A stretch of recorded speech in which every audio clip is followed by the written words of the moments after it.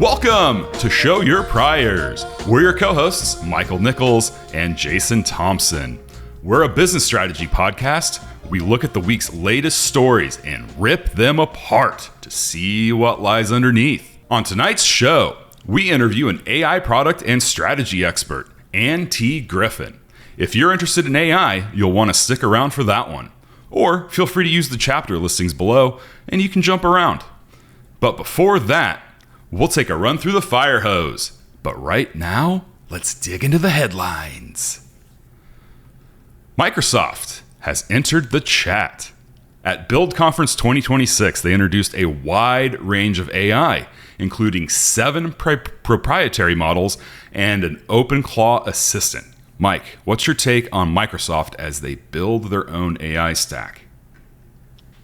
We've been talking about this one for weeks now. It wasn't clear if what they were going to do is similar to Apple, where you own the channel and the customer, and then you sort of treat the foundation models, Claude, Gemini, the rest, as, or ChatGPT as well, since they have a partnership with OpenAI, you treat them as suppliers, basically. They supply the models, and you integrate them into your ecosystem.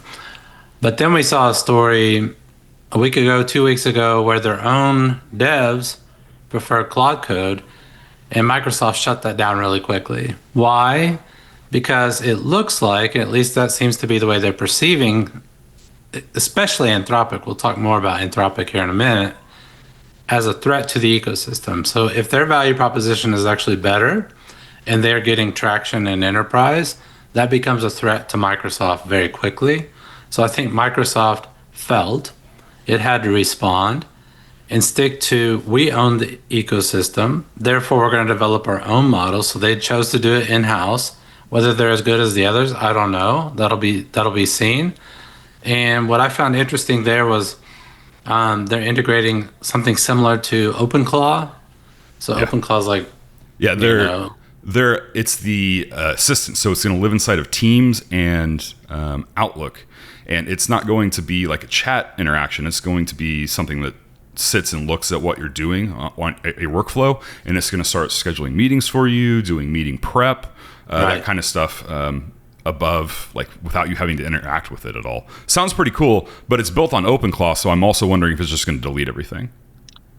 Well, that was one of the notes that I saw, is they're increasing the security of it to make sure that it doesn't have that ability. Yeah. I don't know how they guarantee that, but wasn't it a Microsoft VP who had all of her... I think it was a Meta security person. Yeah. Had all of her emails deleted. Well, let's see. Maybe Scout will scout out your emails and say, you don't need to read those. I got you. Yeah. The interesting thing to me is really the pace that Microsoft's able to catch up, because they're touting figures that, and this happens with every AI announcement. They tout figures where, we're outperforming Opus in this metric and Sonnet in that metric. But it really is stunning now that we have all the AI probably engineers in their places, because the bidding wars for those minds was on all through last year. But now that those pieces are set and all the big companies have their players, it seems that the speed at which they're able to catch up with each other is crazy. Because Microsoft, I don't know when they started this effort behind the scenes, but publicly they started this last year, maybe halfway through the year, and they're already at and above where Anthropic is, which is one of the leaders. It's very impressive, and it begs the question to me is, what the hell are we doing? Why is everyone chasing this so fervently with so much spend, if when the first company gets there, the second company can catch up in a month or two? Well, that's a great question. It goes to the heart of, is this a winner take all? Obviously not. I think we see proof all over the place. This is not winner take all. You got Gemini, you got Google Enterprise, Google B2C, you got Microsoft Enterprise, you got Anthropic going in Enterprise, you got OpenAI doing a little bit of both. And that's only good for the buyers, right? That's really good for the buyers, because you have competition. You can trade them off of one another, get your prices down. But it does call into question, here's the way to think about it. Here's the question I want to ask. Would you rather be Microsoft or Anthropic right now? Microsoft. 100%. Yeah, why? Because you already have the channel. You already have the customers. You just now have to implement stuff, and you can start building this into contracts and generating additional revenue stream almost immediately with your own services now that they're not having to pay, OpenAI. And you get to split up your funding, right? You can concentrate now your funding on developing the AI in-house because you already own the customers. Doesn't mean you don't do further business development, but imagine you're Anthropic. You got to do all that.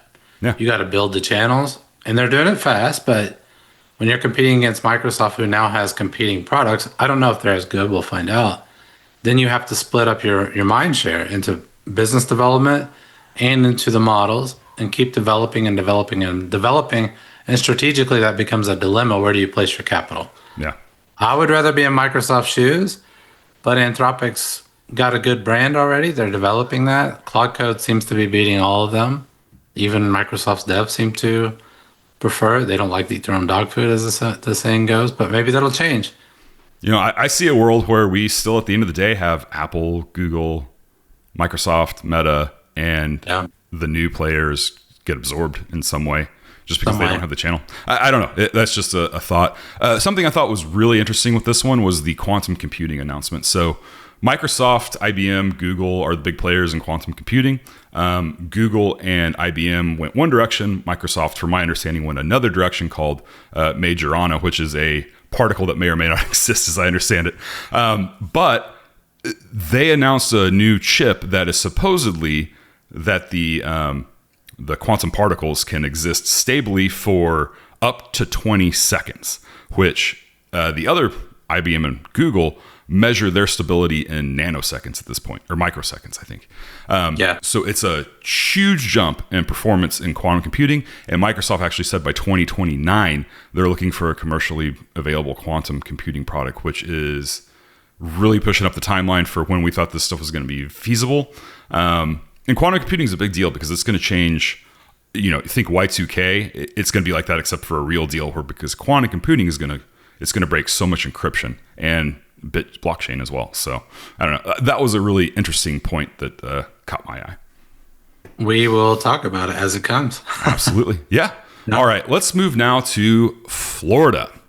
Always interesting stuff happening in Florida, but they have become now the first state to sue OpenAI, and they're also going after founder Sam Altman personally. The complaint ties ChatGPT directly to the FSU campus shooting and also a teen suicide. This would have some serious implications for AI going forward if it succeeds. Well, when you look into the facts of the case, I think this is going to be very difficult legally because of proximate cause, right? So it looks like he used OpenAI, the shooter at FSU, I'm just going to refer to that one, to plan the attack. And they have kind of a theory that it aided and abetted it, but it's not an actual person, right? It's an AI that the user himself, in this case, I think it's a him, right? The shooter used to plan the attack. So this goes back to, you can bring in guns and other things. Who is responsible, the gun or the person, right? It's going to be the same with AI, I think. Who is responsible, the AI or the actual shooter? And this is going to get into some very thorny territory. And I was just thinking through it.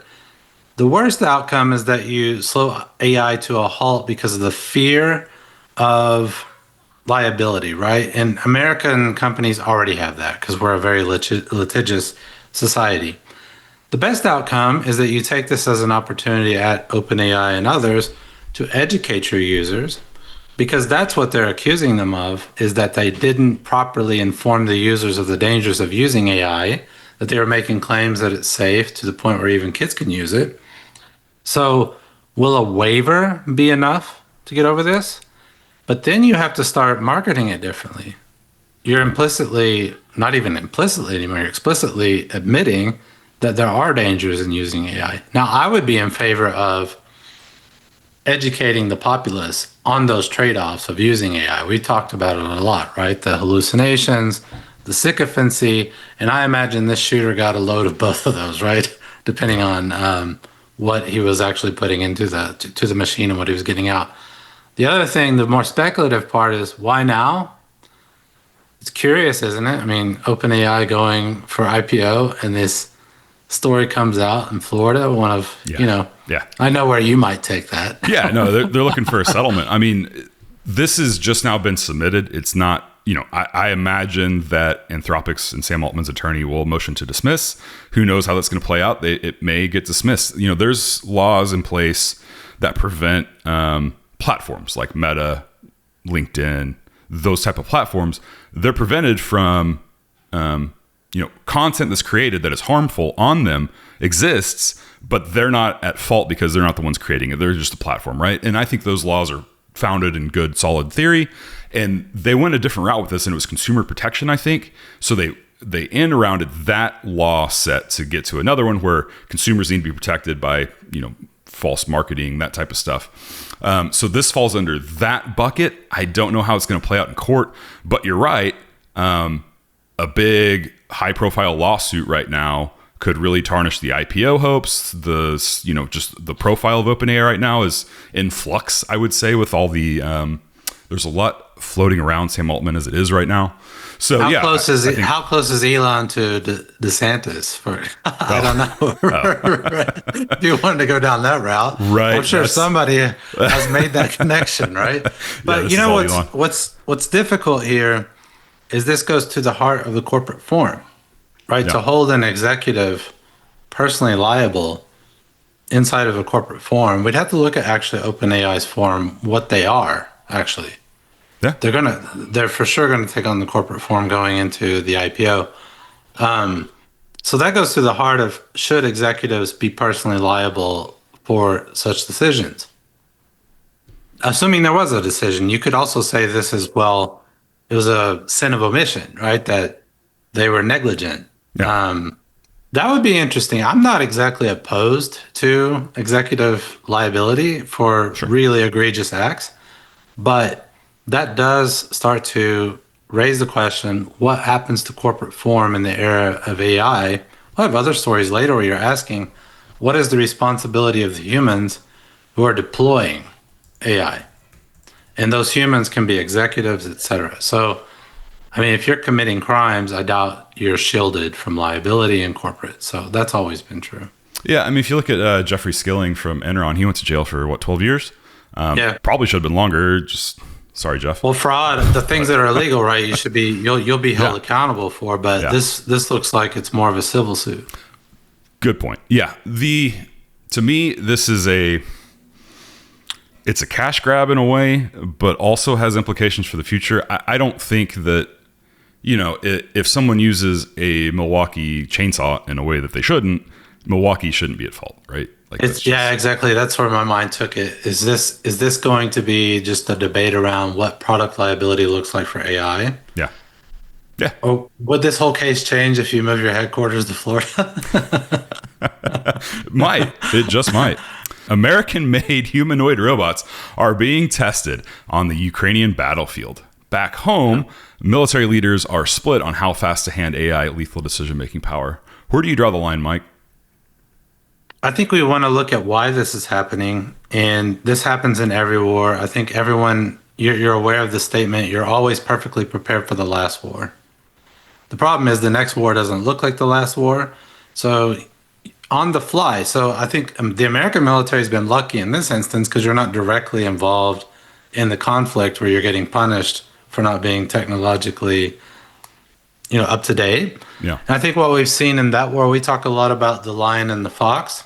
And Russia's clearly the lion. They're coming in with massive number of troops. They have manpower. They had technological power, weapons power. And Ukraine has responded by being the fox. And apparently it's getting so good at deploying drones. Yeah. Long-range drones. I mean, a drone took down the Russian Navy, right, in the Black Sea. And now apparently they have long-range drones that are reaching all the way up to the Baltic Sea in St. Petersburg, and they're cost-effective too. Those drones. They're cost-effective, right? Yeah. So this is kind of like when America went into World War II. The German technology was superior to our tanks, right? The Tiger tanks, etc. So we just threw our industrial might at it and just produced tanks at scale, and you just beat them with numbers. At least that's the mythology around what happened. That's one of the explanations. And I think this is what's driving it is hell, a poorer nation with, less developed technology militarily could hit us. Mm-hmm. Our harbors are exposed. If you can throw a long-range drone at us, do massive damage, and that drone costs you almost nothing. So the tactics have to change. How do you deploy these drones? I know the Russians are having a hell of a time defending against drone attacks. They're soldiers, right? Because how do you detect them? They have drone swarms now. There are a lot of startups around that technology. How do you create like a net of drones, like a cyber net of drones, right? And then you have Iran going on. So you got these traditional strategic questions: the lion, the fox, volume versus differentiated. And then what's really driving it is AI seems to be driving a lot of the decision making behind it. So these unmanned vehicles or autonomous systems will be driven by AI. And even military experts, I think rightly so, are asking the question, how can we guarantee that the violence that we intend, that was one of the quotes, against our enemy targets stays limited to that target?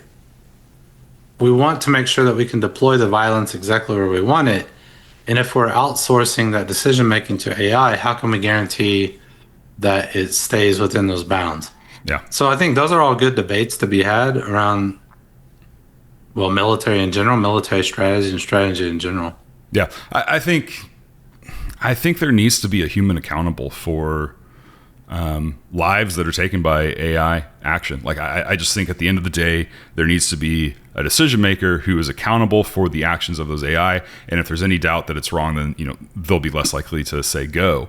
I just think that needs to be the fail-safe at the end of the day. And I think that was the position that Anthropic was taking that put them at odds with the government, is that they wanted a man in the middle for anything that was going to take life. And I think that's a completely valid of course thing. But it's also trade-offs, right? You would probably prefer to send in humanoids instead of humans into battle, right? Yeah, because that's we're very averse to losing lives. Yeah, this solves a lot of problems. Rightly so. So on the one hand, it can protect our own troops, our own national security folks, etc. On the other hand, you don't want to be having it go wild and kill civilians on the other side either. They're not at fault, right? They're just innocent bystanders. So trade-offs, I always talk about trade-offs. There's a trade-off in safety here versus maneuverability and staying up to date militarily to make sure you can keep the nation secure against these new threats. And they're appearing all the time. And I tell you, I would not want to be China thinking about trying to take Taiwan with this new technology appearing. You send a fleet around and you try to encircle it, and they sink your entire fleet with cheap drones. I would be way more nervous about that than I would have been 2 years ago. That's why there's such a push right now to divest, all the chip production that we can to, Samsung's doing a lot, Google's doing their own stuff. So hopefully we can catch up with where Taiwan is at some point in that regard, just because it is such a high risk situation there. One thing I did want to call out in this, because I always call it out, is that Eric Trump is the chief strategy advisor for Foundation, who is which is the company that is making these bots. And I always like to call that out. Don Trump Jr., he's the strategic advisor for both Polymarket and Kalshi. Just, I don't know. You should call it out. I think this is one of the great uses of AI, to start mapping out who sits on what boards, who are the investors, etc. And you can start to see some of this stuff. It's important to see. There's some interesting patterns when you do take a minute to look at it, for sure. Indeed. Let's talk about GoPro, who just filed a going concern with PricewaterhouseCoopers, one of its auditors.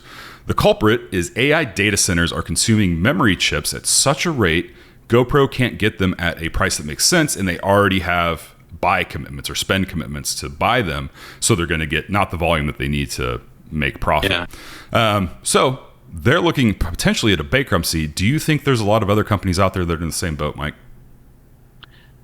I question the assumption here. I think the chips are a compounding factor to a company that was already deeply in debt and posting losses. Yeah. So it could be like the last straw to break the camel's back, as we say.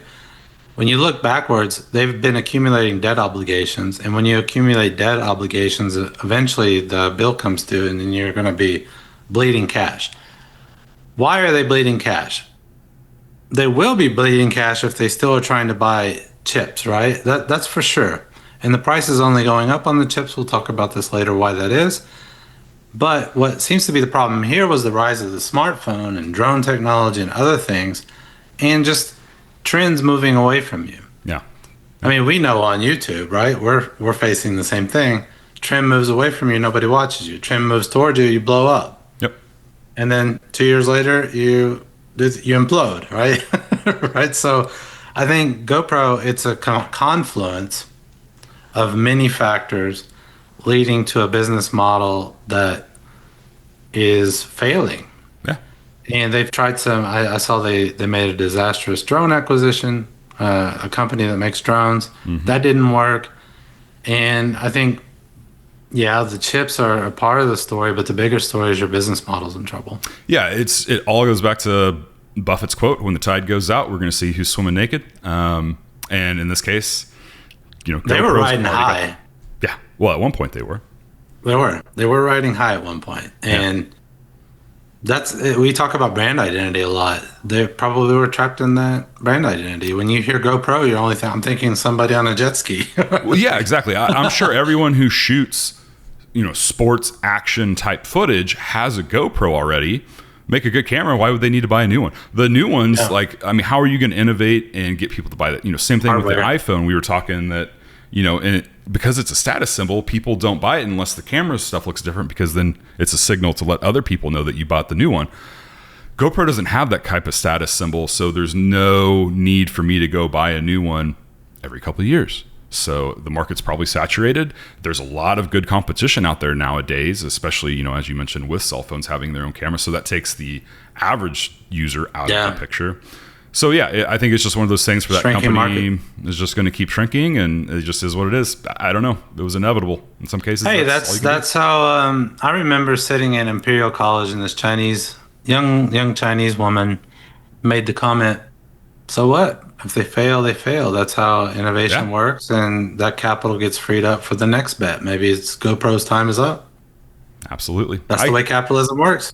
I agree. The chip prices, I do think there are going to be some other companies out there with issues that come up because of this. That's a real factor, right? Yeah, it is. And I know back in when Bitcoin mining was blowing up, we had a similar issue with the chip shortage. And I think that was actually right before COVID. So we had the Bitcoin mining thing blowing up. So graphics cards were getting purchased and computer hardware were getting purchased left and right. And then on top of that, we had COVID with the shipping issues. So we've kind of been here before. I think we'll weather the storm. It's just, again, you need to have enough cash on hand. And we'll talk about Google and what they're making a play right now doing to have enough cash on hand, because that's something you have to consider as both a large company and as your household, quite frankly. You can't just be running mountains of debt, because at some point an emergency is going to happen. All right, let's move on now to Harvard Business Review and their third annual study on real-world AI adoption. It found that usage is widening across nearly every domain, but warns of a growing trend researchers are calling think slop. People outsourcing cognitive tasks to AI rather than using it as a thinking aid. In the business world, the study finds lots of AI activity, but mostly marginal rather than game-changing outcomes. Yeah, I'll start on the business side because, as you know, I talk a lot about I'm developing my own application. Well, we are. Mm-hmm. And just on a demo call the other day, I was asking that question, how are you using AI? The number one answer is, I'm not. This isn't a massive company, right? Yeah. Like billions of dollars in revenue every year. When they do use it, I think some of those show up on this list, maybe not. It's kind of in that, what we talked about with Scout. Mm-hmm. They're using it that way to organize emails, to help write emails faster, maybe to draft a PowerPoint, that kind of stuff, like personal productivity. Now, when you go to the actual visual here, what I found interesting is number one, people are, this is interesting. Same. Scary. Right? It's scary, actually. People are using it for therapy and companionship. Mm-hmm. And then troubleshooting. Maybe they're troubleshooting their companionship. Fun and nonsense, I get that, right? That there are many uses for that. Fan fiction and storytelling. You'd have to dig into what each one of these categories actually means. But therapy, companionship, relationship advice, this goes back to that Florida lawsuit. Do people understand the trade-offs in AI? Do they understand the sycophancy problem? I don't think so. Do they understand the hallucination problem? My fear is they don't. Yeah. I mean, therapy and companionship being number one is, it blows my mind. I've seen some, I watched a documentary. It's not surprising though. I watched a documentary on a lady who had an AI boyfriend and was, trying to make her family okay with it and stuff. It was really weird, really strange to me, because there's nothing about AI that would, say, oh, this understands the human condition. Why would you go to AI for therapy? Like what is it about AI that you think it understands the psyche and gives you advice on how to I think it's crazy. Anonymity, Yeah. behind it. Like you feel like you can talk to this thing, although courts will call that document if something bad happens, right? True. We've seen that. All being saved somewhere. Right. Number 9, Jason. Astrology and tarot readings. Actually, AI is probably really good at that one because it is a stochastic, probabilistic machine. It's a pattern matcher. If you're a deep believer in astrology, you won't like what I'm about to say, but astrology is pattern matching, right? It's find something that's basically true about all humans and just parrot it back. And then it's going to apply to most of the people that you're talking to. It doesn't mean it's not real. I'll give you that. But it does mean it's a pattern matching game. And that's something that Excel really does excel at. I mean, AI excels at, right? Yeah. And that's probably explaining some of the therapy thing. Like it has access to a massive amount of literature. It can parrot back things that sound legitimate.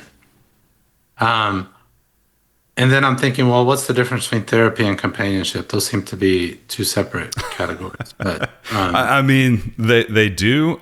Yeah, I guess that's a good point. I don't know why they are bundled together. Maybe it was just to bring it up to number 1 to make it a little bit more hot button issue. It is scary though. It is. But here, it's going to come up again later. I'm going to mention it. Maybe this says something about humans. Yeah. Maybe we're not so good at that stuff. Maybe we're not. If AI is outperforming us.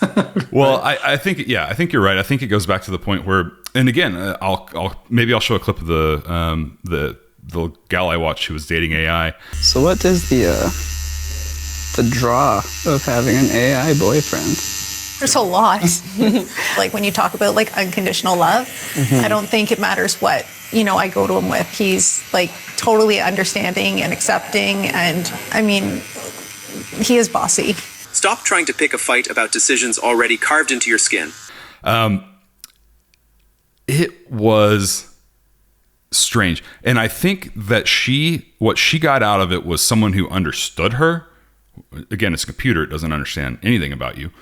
But it was able to tell her the stuff that she wanted to hear. It was able to gauge that. Sycophancy. So it is probably, when it's deployed in that manner, really good at figuring out what you want to hear and what you like. And they're programmed this way because they want you to stay on the platform, right? So it's engagement, right? But I mean, They were probably reading that as affirmation. Like it listens to me, it affirms what I'm saying.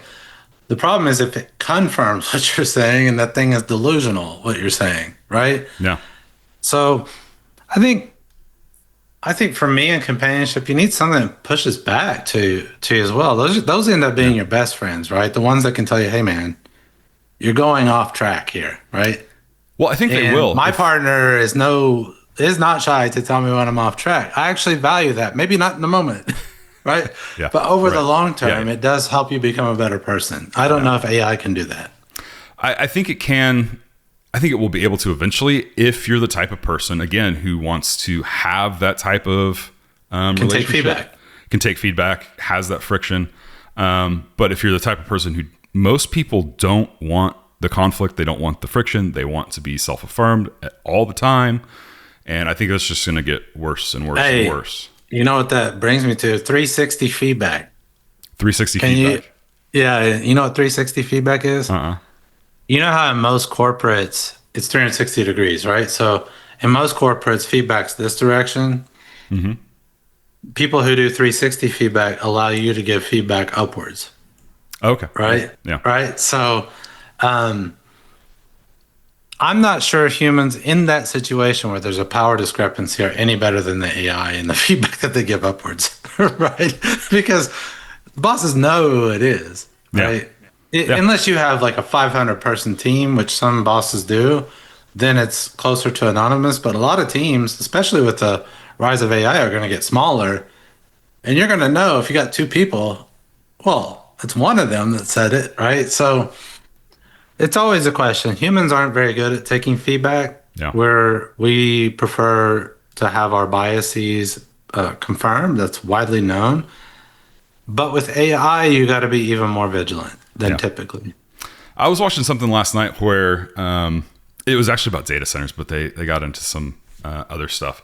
And it was that the top, at least the top 50 companies in the US are using a security company to spy on their own people. And it's AI intelligent that looks at chats, emails, meetings, all these things that you're putting into the system, data points.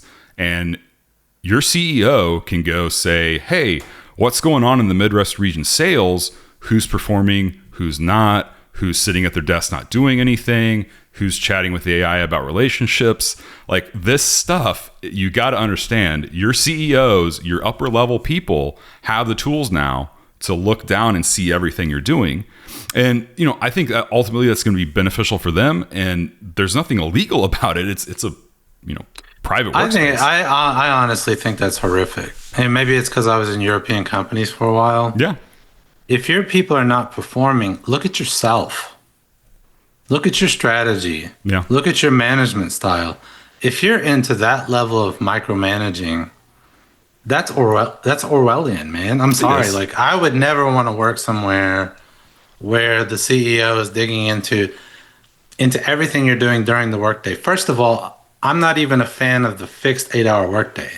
Yeah. That's got to go, right? I mean, especially the hours I hold. I work better at night. Why do I have to be boxed into an 8-hour workday? I'm being a little bit radical here and provocative. No, fine. But I think we really have to fundamentally question this 8-hour workday. It has to be exactly between X and Y.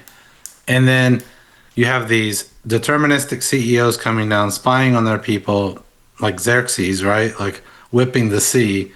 And you think that's going to motivate people? That's fear, man. To me, that's not what business should be about. Business should be about, know the strategy, all the troops marching in the same direction because they believe in it. If you don't believe in it, you got many companies you can go to. Well, let's talk about my favorite guy in the world, Elon. You remember when he took over Twitter and he came in with the kitchen sink and he demanded everyone get back to the office. And if you didn't want to, you were fired immediately. Like, I bet he's sitting up late at night, like asking Grok about what his people are doing. Well, and there's a mythology around startups that if you're not sleeping on the floor in the office somewhere, you're not a true startup, right? Like you're not a true founder. Yeah, Elon has a story where he showered at the YMCA for the first year or whatever. There's a lot of bravado around that and projecting. I'm not sure, especially if you're running an AI company, which is supposed to automate everything. If you're working 24 hours a day, they have even phrases for this. As a startup CEO of an AI company, you're not eating your own dog food, right? Like, why are you not making yourself more efficient and productive using AI? It's like Builder. I think it's Builder AI. Theater. It's theatrical. The AI company who had Indian engineers building everything for them instead of actually AI. It's theater, man. It's theater. 100%. And hey, there's a lot of money going around for AI right now, just all bird AI, new bird AI. So people are going to, we talked about last week, they're going to game the system. They're going to game the system. Absolutely. Okay. That was good headlines. Let's move now into the Firehose. Rapid fire news stories. SpaceX reportedly targets $135 IPO price as Morningstar says valuation should be halved. Mike, what do you think about, we talked about this a few weeks ago, or a couple weeks ago. I think we talked about SpaceX S1 filing. What do you think about Morningstar's new findings that they're overvalued by about 48%? I read it. I think Morningstar is pretty much spot on. That 1.75 trillion actually was lower than half what Morningstar put on, closer to 780 billion. Mm-hmm. Yeah. As the discounted cash flows that you could justify. The problem here is everyone's speculating, right? It is true that SpaceX can do rockets at scale better than anyone right now, right? They can send payloads up more efficiently than anyone because that's what they've been working towards. Question is, who's going to buy that? Yeah. Where's the cash going to come from to do that? Where's the value? Okay, that's SpaceX. Starlink, we've talked about. I actually think that's an interesting bet that they could go after traditional carriers. You have the SpaceX advantage of sending things up into space, so you got an efficiency advantage. Those are the two major ones where you're like, okay, I can see the scale, the defensibility. If there's a buyer at the end, that will produce the cash. The rest, XAI, Cursor, and the rest, how are they related? And I said this before. I think if you're going to go for that 1.75 trillion, you're speculating that somehow out of this amassed ecosystem that he's building, some of those bets will pay off. But that's more like a NASA program, right? Like they call them a conglomerate. I see that more as a holding play. Unless the corporate is sharing those efficiencies across those different plays, then it's more of a conglomerate. Yeah. But I don't know what the business model intent is here, but I just question where the cash is going to come from. A lot of this is going to be speculative. Will this ecosystem somehow produce some winners? Don't know. We'll see. Yeah, and that's the structure that you're talking about there that Google went to with Alphabet. It wanted to separate its parent company from the individual brands, and same thing with Meta. It wanted to not make Facebook the overall everything. But the Meta has a lot of stuff for good reasons. For good reasons, exactly. It causes separation, and I'm sure there's some legal issues in there too. If one company starts to falter, it protects the others. But what was it? 170. So this quote got me. Is that Morningstar called XAI a material threat of value destruction? Everything that they looked at with XAI was just probability. It was, nothing is on paper as having value yet. So we'll just have to see how it plays out. I did have a buddy say that he got his order in for the IPO this morning already. And I just don't think I think it's already been hyped. I think the growth has already happened. I don't know. Well, we don't know. I mean, I think it's Morningstar spot on. The question is, do you believe the story and at what price? That's it. I'm going to take a look at it here in a few weeks and see what the price does before I make any decisions personally. Yes. Okay. Anthropic filed S1 papers confidentially this week as they approach their IPO with valuation approaching $1 trillion. We covered this a few weeks ago now. I think we're just waiting for that paperwork to become public so we can actually discuss this a little bit more thoroughly. But Mike, do you have any takes on Anthropic here? I think they have no choice, right? They need capital like crazy. And this is a cheaper way to get it. In the end, it's cheaper than running these private rounds with return expectations are much higher. Yeah. So I don't know what choice they have. We're going to talk about Google later.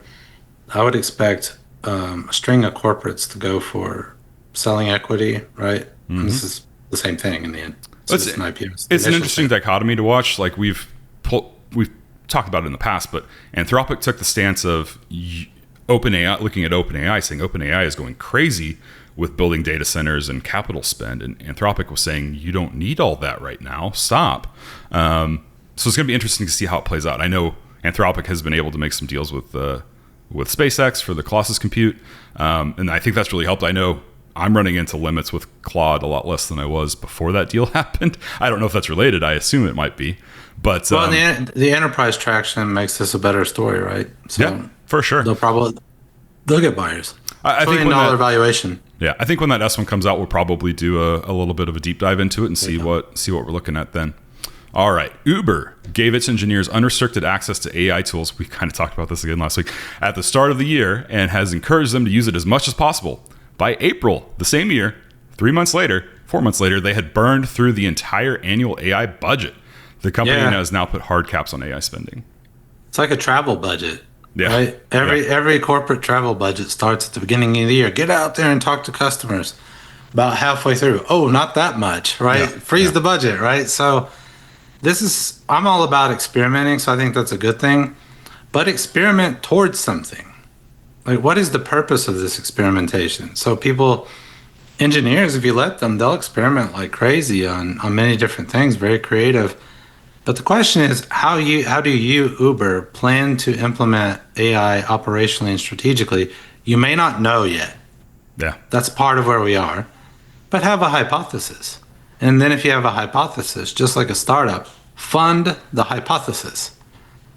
Don't just encourage people, hey, go out there and experiment. They do, and then you're like, oh, not that much, right? Right. But it also calls into this question, combine it with GoPro, how affordable is AI actually?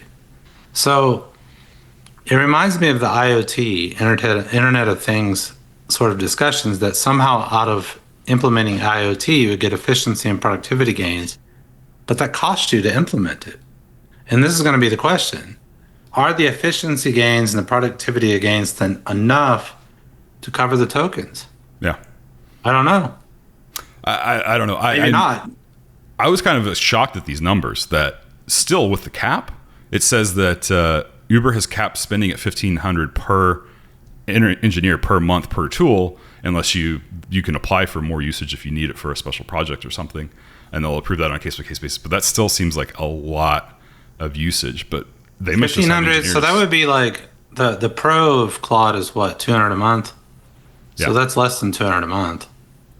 And those are engineers, so they're probably burning through it, right? Yeah, 1,500 per employee. That seems like a lot to me, but I don't know. It's interesting that this seems to me like, should we just go out and start a, like a Y Combinator for AI production, where we just say, hey, go to town, and we just see what comes out of it. Like, like that seems to be what's happening here. It's interesting. Altman will fund us, so Probably. All right. equity in exchange for tokens. Alphabet, Google parent's company, has announced it's raising $80 billion, potentially the largest equity raise in corporate history, to fund more AI infrastructure. Yeah. They expect to spend almost $200 billion in capex this year, Mike. That's a lot. Yeah, how else are you going to get the cash? I mean, this is probably a cheap way to get it in the short term, instead of having to generate it through all your activities and all that cash you're consuming to expand into AI, of course. The question for investors is, how do you price all this in? I mean, we just saw Google I.O. It was very impressive, but they're clearly experimenting, right? It's all over the place, right? They're placing many bets in many different directions. So then question as an investor is always just, how do you price the risk? How do you price the strategy? What is the strategy? And is it worth the price? That's really it in the end. Yeah. I think it's smart for them to do this, just because I think they have the cash. They're one of the most cash healthy companies out there right now, them and Apple, I think. So they have the cash, but they don't want to spend it all, because who knows what rainy day is going to come next year? Who knows what's happening with the war? Who knows? I think it's just a smart position to take, and other companies should take this page from Google and start being smart with you would rather be them, that's for sure. Absolutely. Yeah. All right, let's go now to Victoria's Secret, who posted blowout earnings, up 15% on sales after spending the last couple of years pivoting back to its legacy brand identity and away from its inclusive rebrand that had alienated its core customer. Easy for you to say. Yeah. We've seen this. We've talked about brand identity a lot and how it's very difficult to get away from your brand identity. We just talked about Ferrari last week. I talk about Harley all the time. Yep. How do you overcome the fact that your customers are literally dying? They're aging out. And how do you attract new customers that are younger, that clearly this has been a problem since time immemorial, right? That younger generations don't value the same things as the older generations. It's just human nature. Then you had the beer companies go into this. You had this Star Wars, I think, is kind of struggling from this. Same thing. Like, do I keep myself attached to the old school fans? How do I build a new fan base? It's a legitimate strategic question. Yeah. And this goes back to me, to house of brands versus a branded house. We just talked about it with Meta. Right? Mm-hmm. Meta didn't want to be seen as only Facebook, because that carries the risk that if the generation that uses Facebook is not the next generation of customers, you don't want to be attached to that. And so Victoria's Secret seems to have realized and embraced its old brand identity question. How do you then get the next generation? Well, the choices are, you apply Victoria's Secret to every product you make, which will be difficult if you're stuck in that old brand identity, or you create new brands and make a house of brands, more like Unilever or Procter & Gamble. And then you can launch some of these experiments, and if they fail, they don't take down the whole damn house. Mm-hmm. Right? So then you could probe, new customer segments that maybe traditionally weren't yours by doing that. So that's where I would have taken that strategically. I think those were obviously dumb moves. Yeah. To provoke your own customer base. Well, I think they were trying to broaden it. I don't know. The title of the story was woke, but I don't think really at the end of the day it has anything to do with woke or unwoke.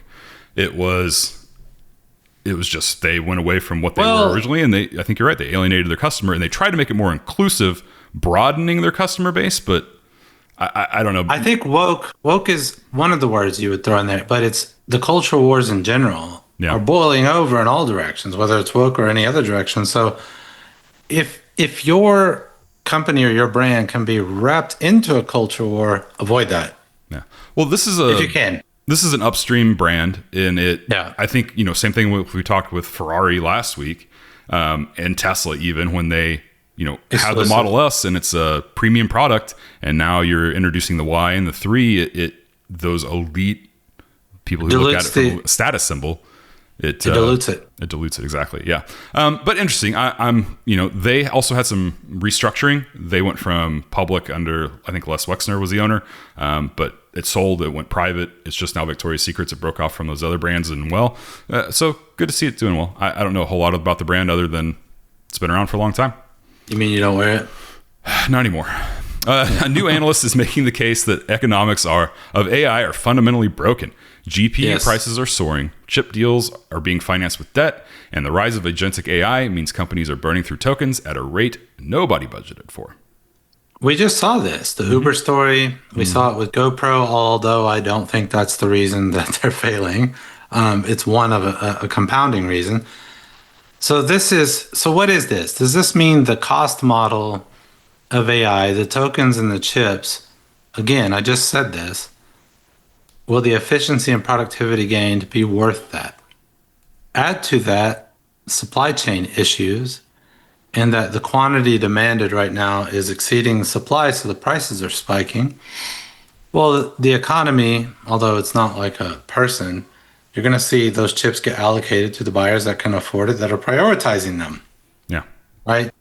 And so if we combine all that, a constricted supply chain right now, a problematic one because of the wars going on, and then the geopolitical issues beyond the Iran war, in quotations, the Strait of Hormuz, the issues there, the token costs in general are already high. So maybe the point is AI psychosis has a price, Jason. It might. Interesting stat is like 5% of the GPUs that have been bought in the past couple of years are being used right now. I think they're waiting on probably build outs for data centers and things like that. But just interesting that there's a lot of stuff out there that's not being used, but companies have pre-ordered, pre-purchased, already spent their money on these things, and they're just going to be hard to get for a couple of years. And, if you're a personal computer enthusiast like myself, I am not going to be replacing my graphics card for quite a while. Or my memory. You're at the back of the line. Yeah, exactly. All right. Next up, this one I think will speak directly to us, Mike. For the last few years, enterprise software was the ugly duckling of the market. Budgets were frozen. Buyers were exhausted. That's changed dramatically now in 2026, driven almost entirely by AI-powered tools that companies believe will actually move the needle on productivity, and it's reshuffling the winners and losers across the entire sector really fast. What happened to AI, or SaaSpocalypse rather? Well, it turns out, and I always mention this as a joke, if you go to the foundation models websites, they sell SaaS. Yeah. Right? That's what that is, subscription as a service. Yeah. So it's an irony, I think, deeply embedded into AI, is that the mechanism to deliver it, the traditional model, we heard Scott Newton talk about this, used to be licenses, and then you went to subscription-based. And the question for AI is, what is it packaged in? I think the natural package for it is software and SaaS, actually. Yeah. Now, what's the cost basis? The cost basis turns out to be like token usage, right? So then it just becomes a question of what is the subscription level?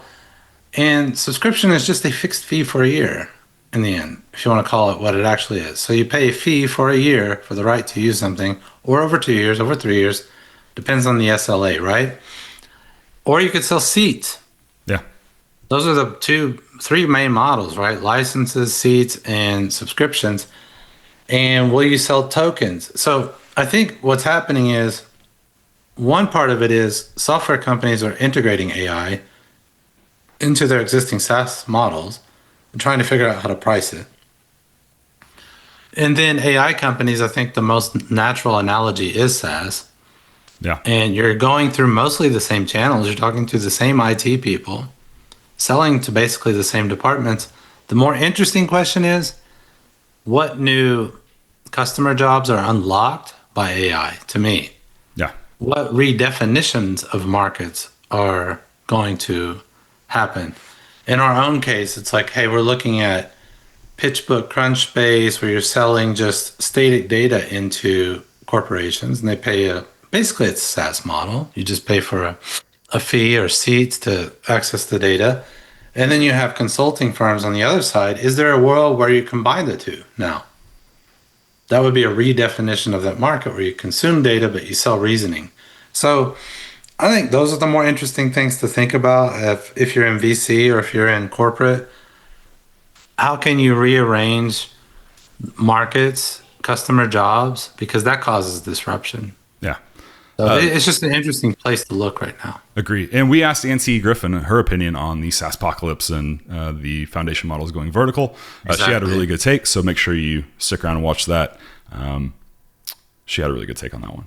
All right. Stanford Law School published a study where 16 contract law professors blindly evaluated nearly 3,000 head-to-head matchup between answers written by students and answers generated by AI.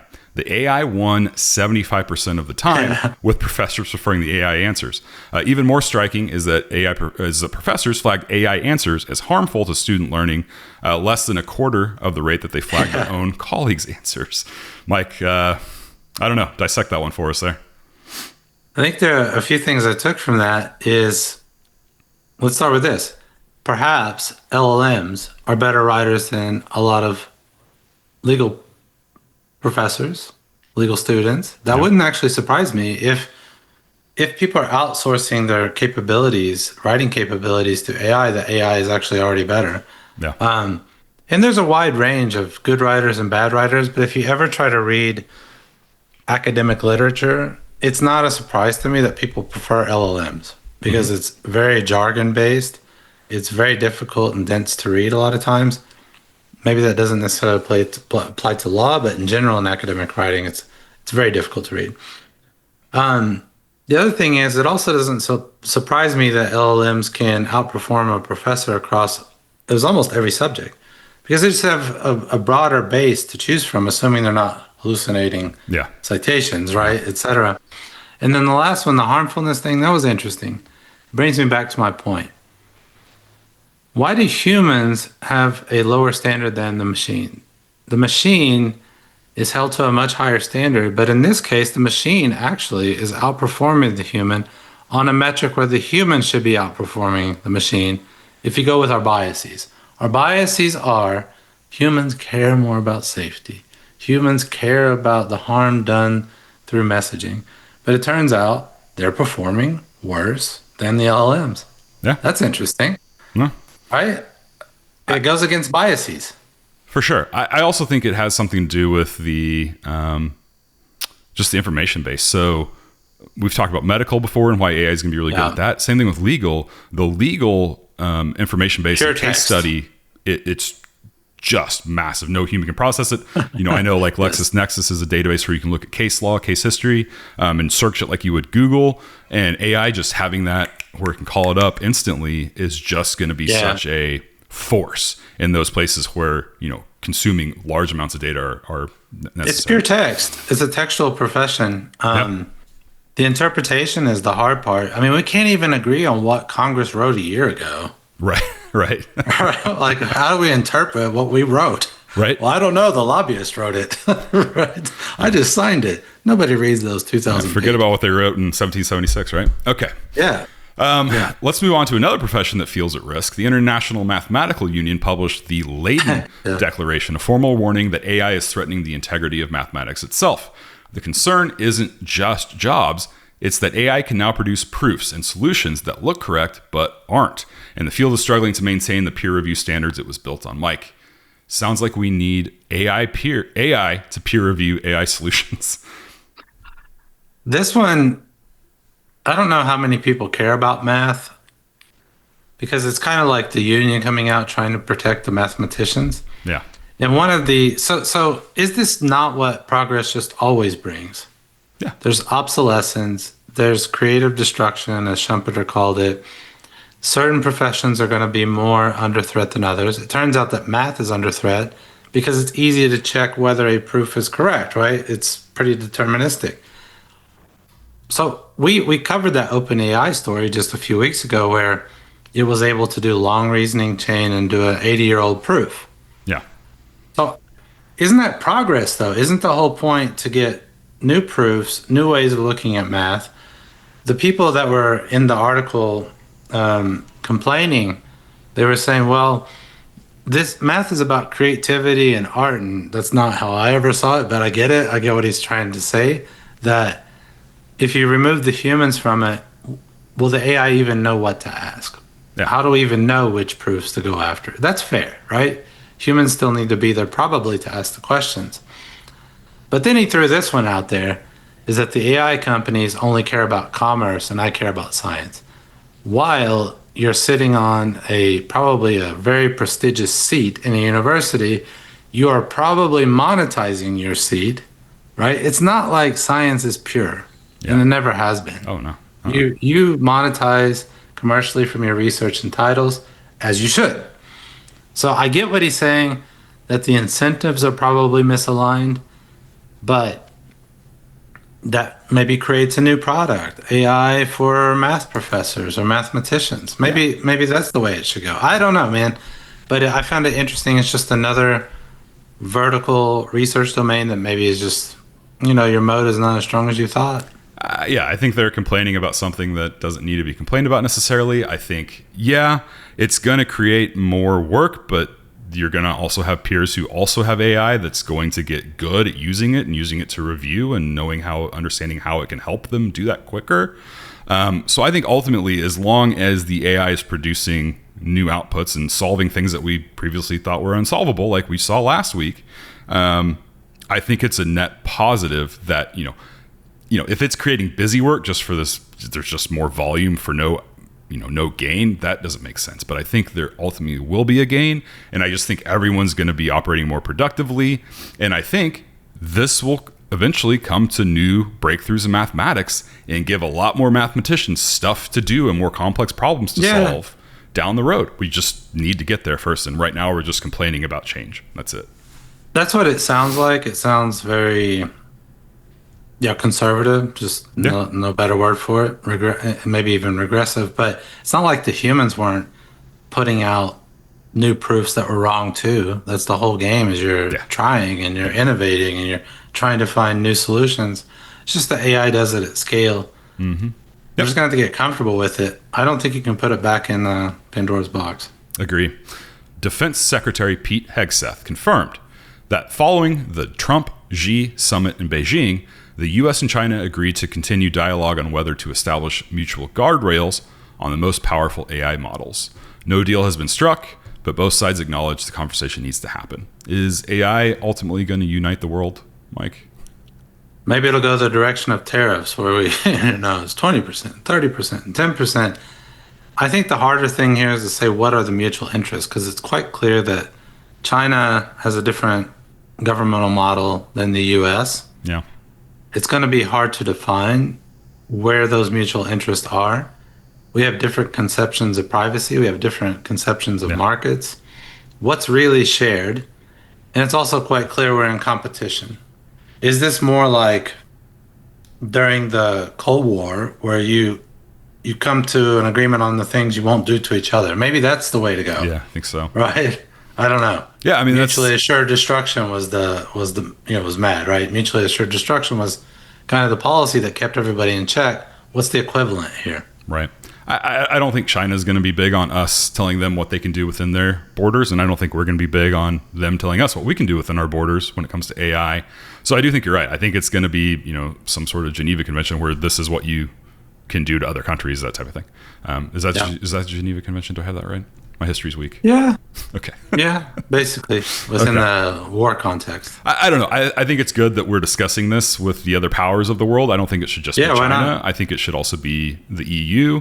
And everybody should come to an agreement as this is what we can do with AI on a broad sense. And we need to do it for the betterment of humanity and not the betterment of a nation state, in my opinion. I just think... Well, and I write about this in my book, that we don't know what it's going to be yet. So it's very difficult. So law works really well when you know what's coming. Yeah. Now, American law and British law has this really unique characteristic that you have general principles, but you can handle cases as they arise. It's case law. European law is more top-down law. It's based on the Roman law. But that system works really well when we have well-defined boundaries, right? Mm-hmm. And AI is not there yet. Yeah. So that's the difficult part to watch with law is the Europeans look like they raced too far out in front on the law, and now they're having to come back and put in, moratoriums, et cetera, before they implement it. So they're learning as they're going, but maybe they went too far. It's also not okay probably just to wait and see completely. So, let the law develop as it comes. And again, we have two different legal systems here, and we'll just see. It's going to be interesting how the two countries and the rest of the countries deal with it. And cultures are different and legal systems are different. It doesn't mean that we have to have one system for all. Yeah. We can find maybe different solutions that match the culture. Europeans are going to value privacy more than Americans. It's maybe not in the future, but that's been the case. So let's see, right? Government lags in decision-making and regulation typically, and I think that's going to be the case here. And for the most part, I mean, every time I am playing a game on my cell phone and I get forced to open the store, I'm like, man, we are lagging behind on regulation. There's just too much out there that needs to be regulated. There's too much. There's too much out there that will need regulation, but we don't know what kind of regulation. The one thing where government is faster than anything on the planet is when you need a tax number. Yeah. You get that. You can get that in Germany before your birth certificate. Right. So. Well, I think it's good that they're thinking about these things, and we're just going to have to take that one day at a time like most of it. Yeah. All right. No harm in talking. Okay. Well, that was a good fire hose and good headlines, Mike. Let's go now to our interview with Auntie Griffin. Our guest today is the founder of Griffin Product and Growth. She's also an accomplished speaker and startup advisor. Auntie Griffin, welcome to the show. It's such a pleasure to be here. And also, I've talked to Michael a number of times on Twitter. So finally, it's great to actually get to talk to him more and be on the podcast. Cool. I'm not a bot, right? So he's not just a bot, which is amazing. Great to also meet you, Jason. Yeah, nice to meet you. Well, let's get it started. Hopefully with something that kind of comes naturally to you here. Where do you even start when you're creating a company's AI roadmap, especially considering the security misgivings many vendors hold today regarding where data travels, how it's stored, etc.? Yeah, I mean, the heart of it really begins with what is the overall product strategy. And, I say, hey, I work on AI product strategy. And a lot of that is how do we even just think about what does that product strategy translate to in the world of AI, not creating an entirely separate strategy.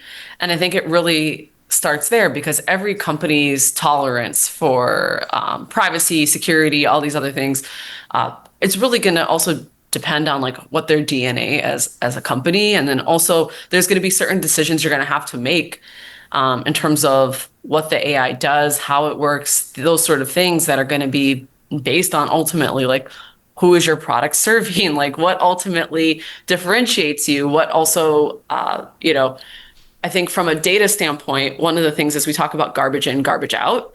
It's the same thing also with differentiation and differentiation out. So if you don't have differentiated data, which most people don't, and that's okay, that's going to be different than if you have highly proprietary data. And some of the decisions you're going to make that may impact from a technical architecture standpoint or from just a user standpoint. And so really at the heart of it starts with what is your product strategy and then working backwards from there. Right. So you've hit on one of my pet peeves. So people often in corporates especially, but it's more widespread, tech startups make the same mistake over and over, is you create a product that's divorced from your company strategy or your business model strategy. Mm-hmm. So the question is often, what makes a good business model? What makes a good company strategy? And if you go back to the definition from Michael Porter, essentially the art of strategy is being different. So Yes. when you think about that, because you mentioned differentiation, I think that is absolutely the heart. How do you help teams connect the product? Because often that product person may not be a senior exec, right? They might be a director, manager, whatever. How do you guarantee that that product is aligned with the broader company strategy? How do you think through that with them? I mean, I think some of it is really, I think, number one, making sure does that person actually understand what strategy is? And even if they don't, there's ways to kind of abstract all the Michael Porter language into things that people can understand. Yeah. And then help them connect of like, yes, what are the business goals? But also, how does the company choose to get to those goals? And like, what do they have an advantage in? Like, what are they particularly Yeah. good at? What are their specific weaknesses? And then where should they be? Also looking at where are they positioned in this market and what is everybody else doing right now? Because the last thing I want to do is say, oh, well, all those other people are doing AI this way.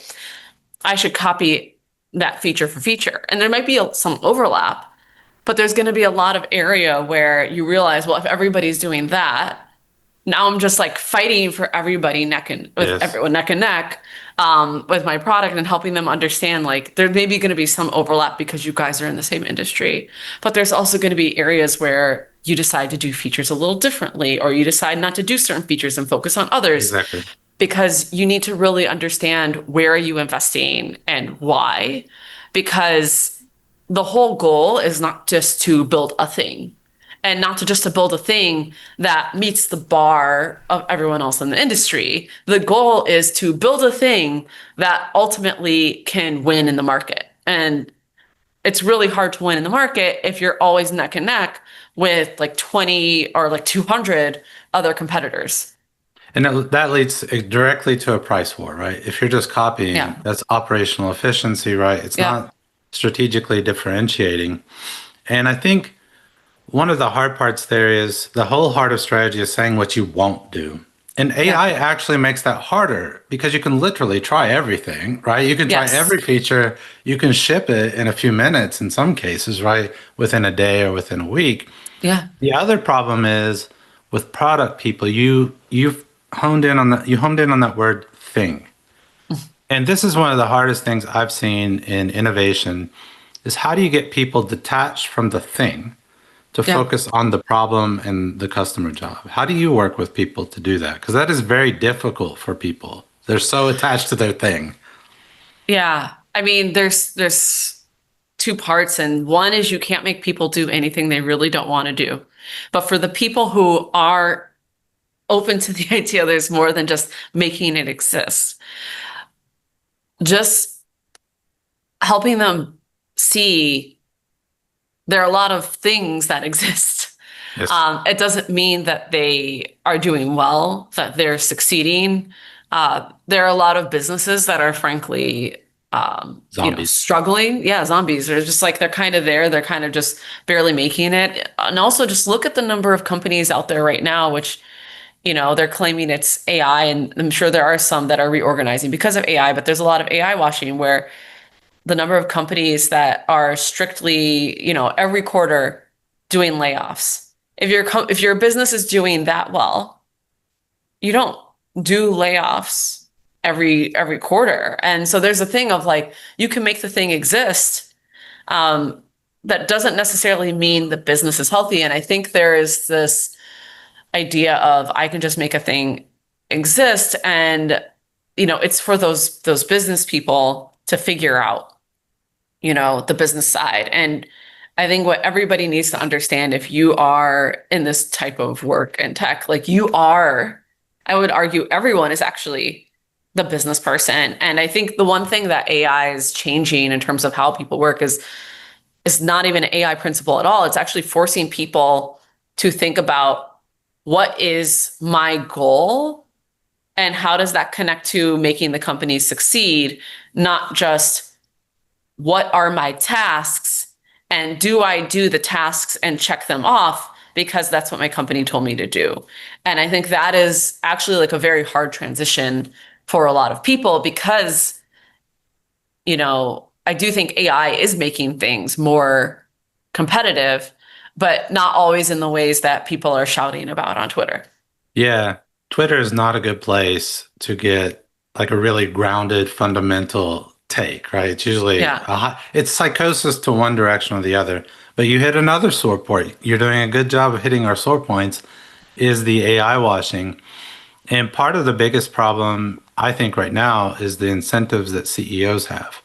So they have this incentive through the annual targets to juice the EBIT. And as long as you have that, it's very hard to think about product strategy, long-term roadmap with AI. What can it really do to transform our business, right? So I don't know how we get around that. That is a very difficult topic in general. Jason, what's up next? Yeah, we kind of touched on it there, but is there a surefire way to tell if someone's pitching you AI slop versus a solid AI product? What's your take there? I think the time-tested phrase, if it's too good, sounds too good to be true, it's probably not real. There are certain products that I absolutely love in AI, and I'm like, oh my gosh, I can't believe this exists. You know, but there's still things where I'm like, okay, I understand how, and even before I use it, I understand in theory how that would work. It's not question mark, question mark, question mark, end goal, right? And so there's a lot of things where they say, hey, we're promising you these things, but where AI is today, it's an amplifier. So again, if it can amplify your garbage and it can amplify your most brilliant thought. And I think that's the thing of like, is this a genuine product? Can somebody actually explain to you how this works? And also, I think the other thing that I'm starting to think of more is how this person is selling this product to you. Does that add up? Because one of the things I've seen is there was one time where I talked to this company where they were selling this idea of AI that was making these cold calls because they can find your audience. It's used agents to find your audience. The AIs can do a cold call or also like a video if you want. And the concept is kind of cool. And they claim that, you know, they're making all this progress. But how I came to talk to them was somebody who basically works as a connector. And if, you know, you end up doing business with the company that they introduce you to, they get a cut. Yeah. And I was like, okay, that's very, because I was just like, I've never met one of those people before. And they were like, I didn't do business with them, but I had talked to them and they're like, well, can I introduce you to this company? And I was like, those are the middle people, right? Yeah. And I was just like, more so I was curious because I was like, I don't know, maybe they might need like, you know, product management, product strategy. But then it was interesting because then it became clear, I'm like, oh, I'm on a sales call. And it was really fascinating because I was thinking to myself, I was like, but if this thing is actually as good as you say it is, why didn't this find me? Or versus I'm like, and I'm not just like, why didn't this find me specifically? Because I mean, I'm just one data point. It's not going to find everything. But why are you working with somebody who needs to take a cut if the AI is as good as you claim it is? And so there's a lot of things of like, does this sound too good to be true? I think the other layer is also, is this how humans work? Because there's certain things where as much as humans say they love AI, everyone's complaining about AI writing. People say, oh, I wouldn't want to do, you know, an AI sales call where I can't talk to an actual person. Yeah. And then that layer of like, is how this is being sold to me make any sense for what they promise? Yeah, part of that is AI itself is kind of a black box, right? The way, particularly LLMs, does anyone really understand how they work? Like, we kind of understand at scale how they're working, but we don't understand how it goes from X to Y.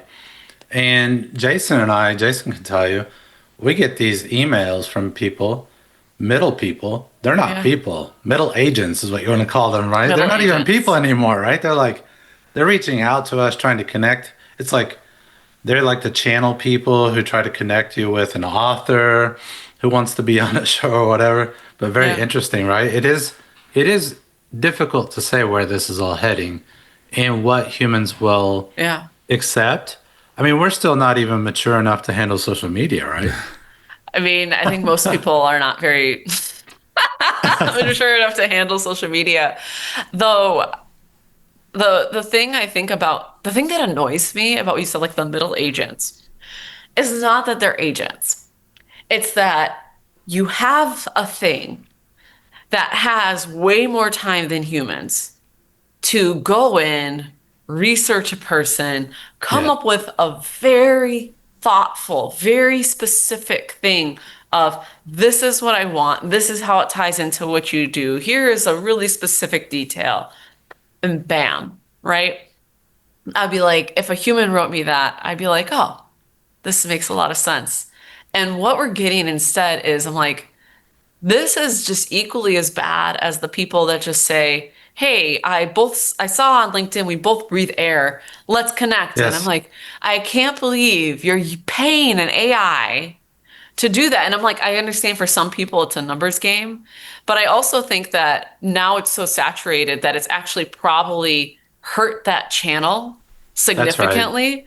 And if somebody's reaching out and, even if they're not using AI, if they're not putting enough effort into their message, it's actually even hurt the response rates for that type of message, even if a human did write it. And I think a lot about that because people used to say like, oh, texting is a good channel because you get like a really good open rate, a really good reply rate. But then again, you started getting all these, ads and other things, and politics kind of Crypto. saturated it. Oh, yeah. I mean, fortunately, I think my Apple stuff is set up where it's like I don't get a lot of those spam messages anymore, but that became a channel where I'm like, I'm sure that is oversaturated, but now things like LinkedIn are so oversaturated. Even some of my Twitter DMs is just like my other inbox is just people, I'll just saying like things where I'm like, what does this have anything to do with me? And I'm like for an agent, and maybe people just don't want to pay the agent fees. Then I'm like, then why do this at all? I'll just like have it research the person, man, and then be like, come up with a really thoughtful way of how this is connected to anything whatsoever. Yeah, I think that's the key point you brought up with differentiation. How do you differentiate in a world where it's saturated, right? Yeah. And agents are going to make that worse, right? Yeah. And those are different markets, though. I'd argue that's a commodity market. If you're in that market, you're commoditized already, right? Yeah. Out of the Yeah. gates, it's a volume game, right? Jason, Yeah. what else we got? Yeah. So there's been a case made that frontier models will be so capable that most software companies will eventually be replaced. In what it has been called the SaaSpocalypse. What's your thought on the LLM platforms going vertical? Well, I will just say, I think in the next couple of years, I'm not particularly worried. I think they will get better and better. So I can't say what's going to happen 20 years from now. But I will say, I don't know if anyone here has ever tried to make their own kind of like AI tool workflow. I've done it and it was quite delightful until it broke. And then I was just like, well, I don't want to spend my Saturday when it's one of the few nice days in New York in the spring, inside fixing this. And there are people who will, and people who have their reasons why they're inside all the time.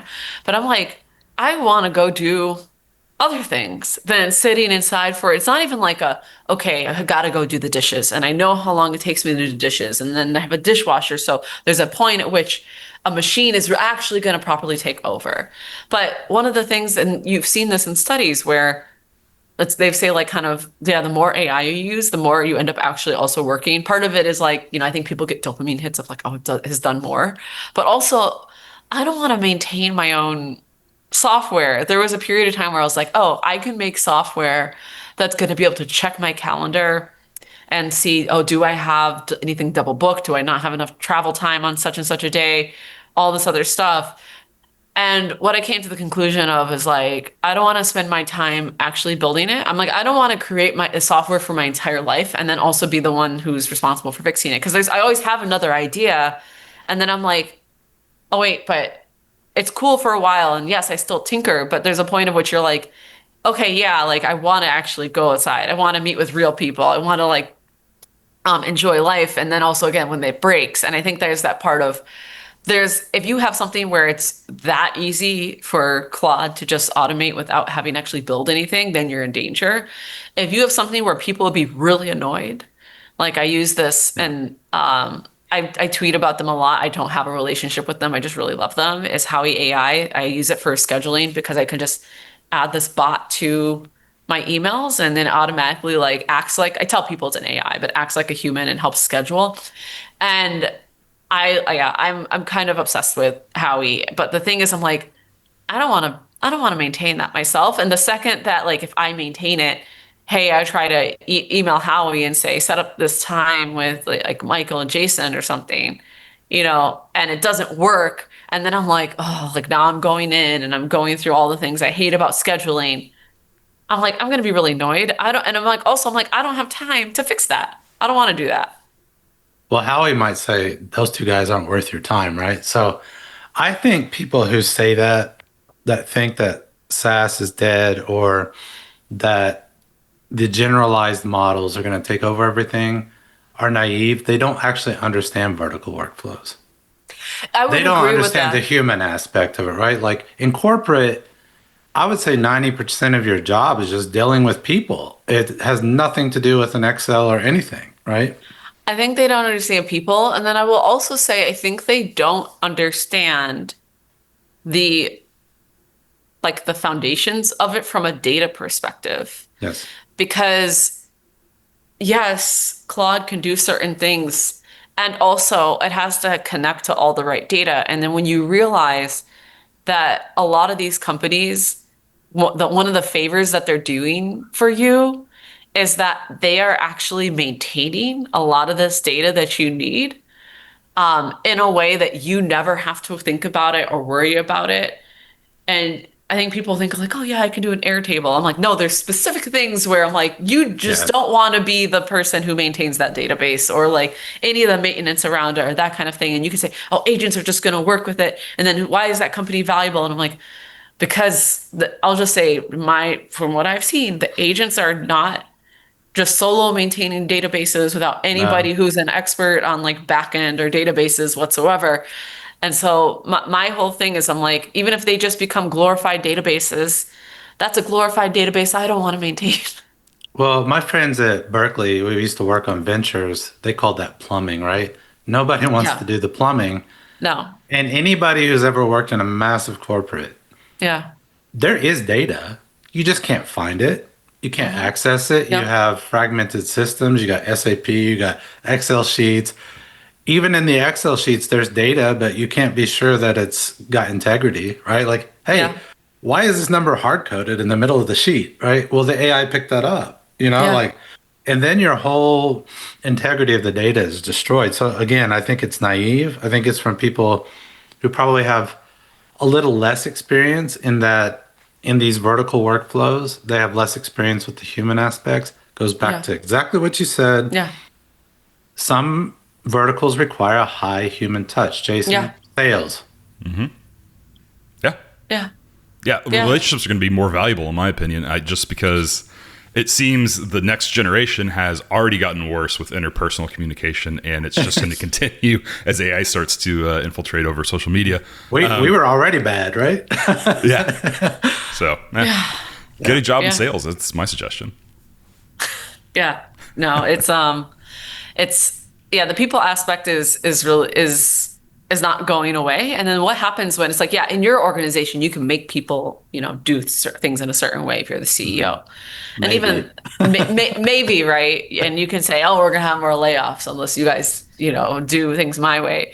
Then what happens when you deal with the organization outside of your organization and people just do whatever? Yes. I kind of have a working theory that, so like my dentist, the receptionist called me and was like, oh, like, you need to reschedule your appointment because we're actually going to be closed the day your appointment's happening. But they called me on vacation.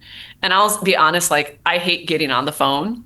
And I was just like, I'll just send Howie. Because I was like, I have Howie. They have a receptionist.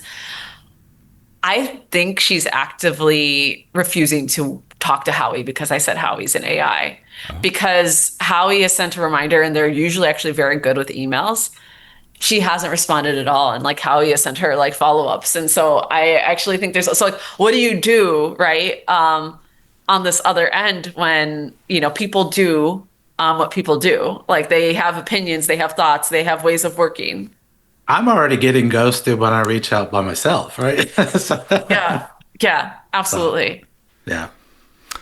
So that can take us a couple directions. I think probably one of the interesting follow-ups to that would be that I've been reading a lot in the news about AI sycophancy. And now I've been reading about it at the CEO level, where a lot of the decisions are made, and there seems to be some disconnect between the C-suite and what can actually be done at the field level. What's your take there? Does that mirror what you're actually seeing?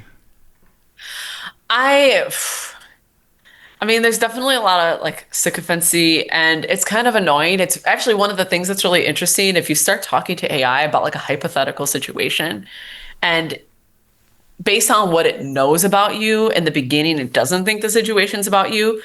It talks very differently about the situation. Then there's a point at which if it starts picking up on like, this might be about the person that's asking me about it, not just like this person's just curious about this topic or this hypothetical situation in general. It actually changes and becomes like much less harsh, much less like supportive. And you go, no, no, no, no, no, no, no, no, no, no, no. No, that's not what I'm here for. And yes, there's prompts you can give it, so it has less of that. But I think it's kind of like, if you're the kind of person where you're very prone to like, being sucked up to and having your ass kissed and that sort of CEOs. thing. Yeah. And it's not all of them, but like there's people where it's just kind of like, I have seen it where there are some people where they, I think very much let it get to their head, and they thought they had all these ideas. And the only thing I was just like, I don't fully know where you got this idea, but the only thing I can imagine is that you got a lot of support to feel that confident about that crazy of an idea when you never had any ideas like this before. And it's kind of like, because it also gives them that confidence because if you don't say like, okay, well, like, where could this fall down? What are the problems? Build me an architecture diagram and then, like try to tear it apart. It's just like in theory, could you do this? And it's like, yeah, that sounds like a brilliant idea. It's totally possible. And I mean, I do think technically it's a real problem, but again, I think it's an amplifier. I think it's like, that's already there. And it's a thing of, you probably already like that.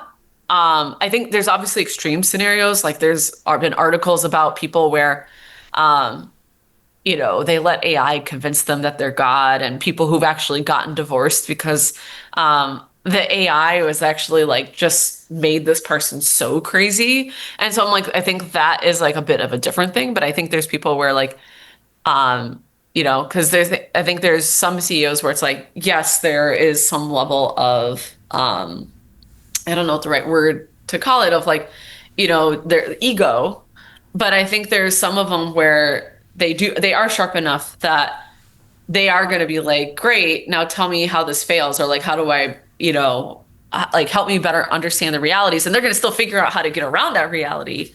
But I think there's a lot of people who think like, I just don't understand why this would be so hard. And the sycophancy really reinforces it. And I do think that's a problem. And I also think it's a problem of like a machine that has never actually had to maintain interpersonal relationships.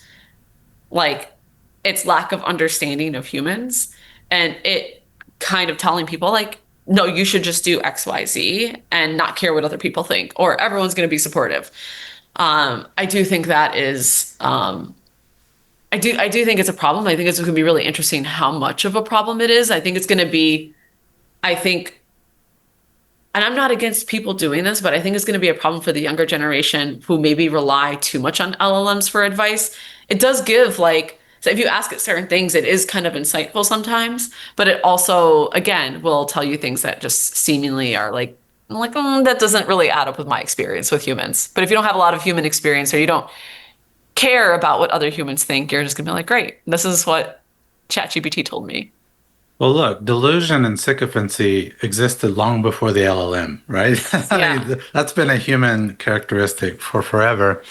And I guess the more, the scarier thing listening to is it's an educational problem that people don't understand the technology well enough, that they don't understand that it's a probabilistic, stochastic machine, that it has a tendency to sycophancy. And I guess if you're a cynic or you're skeptical of the companies running these models, isn't that better engagement though? Because on the one hand, you can say it's great. Like there are lots of young people who are insecure, and it's maybe pushing them to try things they never would have wanted to or had the courage to. On the other hand, it shouldn't be pushing you to do delusional things, right? There's got to be some reality there where you're testing the reality. So I'm a big proponent of have a hypothesis, go test it. Yeah. That is not how people are approaching it in my understanding. I don't know what you think. I do think I've seen people who do take that approach of have a hypothesis and test it. I do think there's a lot of people who go to it as I am offloading my thinking. They may not think of it that way, but the types of questions they ask, how far they go with those questions, not kind of properly pressure testing it, or even just saying like, I'm going to go offline and get this information and like feed it in there and kind of see what happens. I do think that a lot of people are using it to offload thinking. And even in the times when it's right, it's kind of a problem because like any other muscle, you don't use it right enough and it becomes a problem. And I think there's certain things where it's like, okay, maybe there's certain parts of your brain muscle that don't really matter very much. Like I don't really care if my brain muscle for knowing how to schedule things gets soft. But there's certain things about like, hey, like, really understanding like how to, win in a market, how to create value, like, some key common sense things that are good for like clarity and decision making. I don't want those muscles to get soft, but because it is like thinking is such an uncomfortable thing for so many people, that is a thing where they're like, well, just if it knows how to do it, why do I need to do it? Like, this is great. Like this thing that makes me uncomfortable, I don't have to do it anymore. Yeah. So public service message, I'll repeat it again. There's already research on this. The way that I've told you about the application we're building. Yeah. It told me my own idea will never succeed. So I figured out, okay, we've done something interesting here. If it's able to tell me that, and the way that you can do that, force it to always search. Yeah. Now the thing will lie to you. This is what's crazy. It'll tell me it searched, but it didn't. So you have to ask it to bring back sources. Now, when it brings back sources, it'll often create them on the fly. It's very creative, right? So you really, you can't do these I have a friend prompts, right? Like I have a friend who, right? But you have to actually have an architecture in place. Guard against this for your own damn sake. Yeah. So I think it's interesting because I think the company that does the best with including sources and making it clear and having at least the output being similar enough to the sources is Perplexity. That being said, even just this weekend, I can't remember what I searched for, but I like asked it a question and it came back with like, okay, here's my answer. Here are all the sources. And there was this one point where I was like, oh, I'm really interested in kind of learning more about this specific point. And I click into it. The whole the article did exist and the article was related to what I wrote. But the fact that it cited had nothing to, not nothing, but like it wasn't in the article that it put in that part of its answer. And I read through it like 4 times and I was like, oh, well, because it gave me this like, oh yeah, like this is what X type of, segment cares about, blah, blah, blah, blah, blah. And then they cited a source. And I was like, oh, let me see. And then I look through it and I'm like, I don't see it. I go through it again. I'm like, but that was the thing. I was like, I understand how maybe where it got that idea from, because the article was very similar, but I was like, that's not what the article actually said. It's worse. So I think the context gets corrupted, especially now that there's memory in Claude. So I use Claude the most. So for example, because we're history nerds, or I am, not Jason. I won't make that claim for Jason. So I was doing this research on Hannibal and his trek in Rome and all the battles. And then I was asking it, hey, can you really prove that was what happened? And it brought back sources about ventures, like some VC. And it was so confident. It's like, the research confirms that your point is correct. And then I had to push back, like, this resource has nothing to do with Hannibal, right? And then it goes, oh Obviously. my gosh, you're so smart. You're right. Yes. I can't believe that I messed this up. And it's like, Well, just yesterday, yeah, and I think this is a fundamental technological limitation that we have with yeah, stochastic machines. Just yesterday, you're already at Opus 4.8, and I ask it, hey, I have these speaking appearances. Can you summarize them for me? It's on my website. yeah, And it's like, you appeared on the BBC. I was like, no, I think I would remember that. If I appeared on the BBC, where did you get that? He's like, oh, you're right. But I can't search your website. It's like, you can absolutely search. Oh, you're right. Sorry, I hallucinated. Like, and it knows me. It knows I'm yeah, the type to demand truth, yeah, etc. But you got to be really vigilant, and you got to know yeah, that. And I'm afraid that yeah, people don't know that CEOs don't know the limitations, for example, and that could yeah, explain some of the yeah. behavior.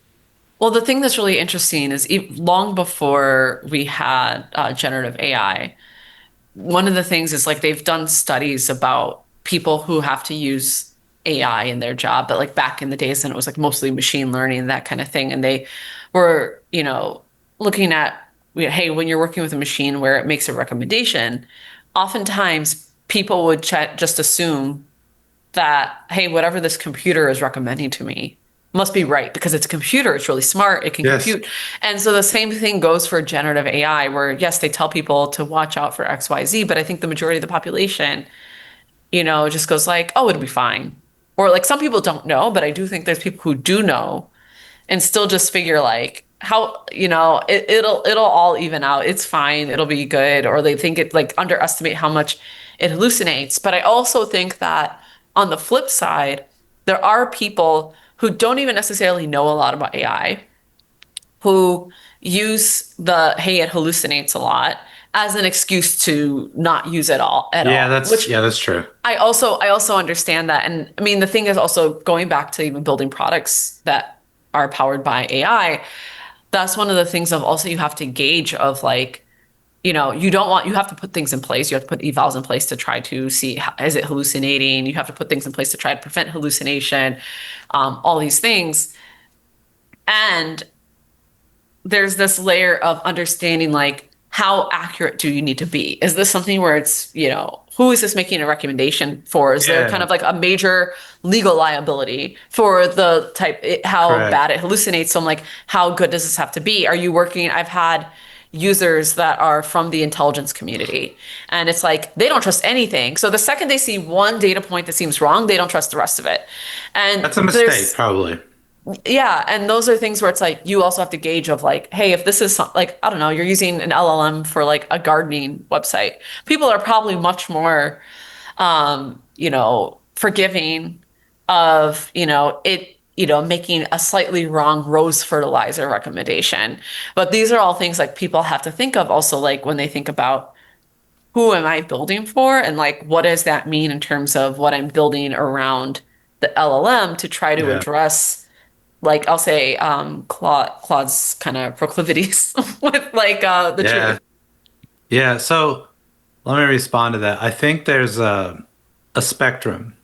There's factual, like facts, things that have already happened that if you put some harnesses around the AI, it can still hallucinate, but it's less likely, right? Yep. And that you already had Google for. That's what computers have done for a long time. They just spit back facts and data. Now, whether that data has integrity is another question, right? Yeah. But it can do that, and you can train it to do that, and you can build applications to do that. There is another world out there, and I care deeply about is strategy, for example, or intelligence, Yeah. or wargaming. It is perfectly legitimate. And even we just saw recently where people are using synthetic customer personas. Yeah. This is like just speculation, right? It's probabilistic outcome scenarios. I think it's perfectly legitimate. And actually, I think AI is really well suited for Yeah. that kind of work.